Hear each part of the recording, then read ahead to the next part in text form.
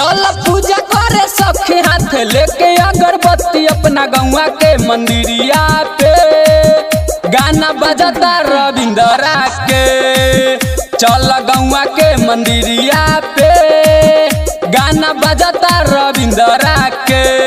चल पूजा करे सखी हाथ लेके अगरबत्ती अपना गौवा के मंदिरिया पे गाना बजाता रविंद्रा के। चल गौवा के मंदिरिया पे गाना बजाता रविंद्रा के।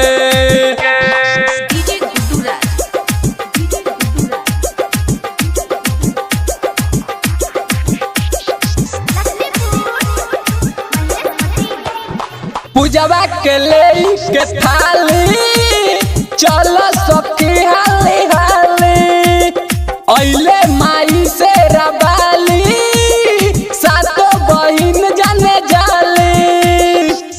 मैया के चरण में बड़ी सुख होता है, मैया के चरण में बड़ी सुख होता है। अरे तू भी पूज लो सखी, मैया बड़ी खुश होती है।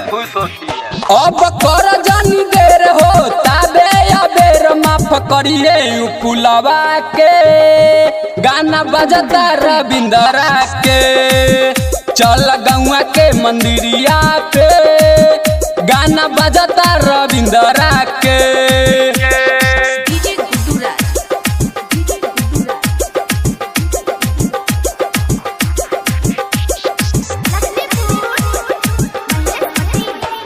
नवी नबी सुमनीस पाजई बतू आशीष कहे ला लक्ष्मण पुजारी मनमा में होता बेफील।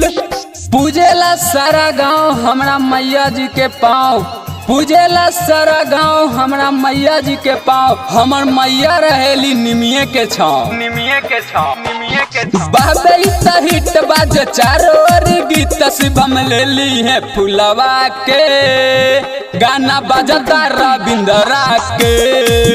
चल गौवा के मंदिरिया पे गाना बजता रविंद्रा के।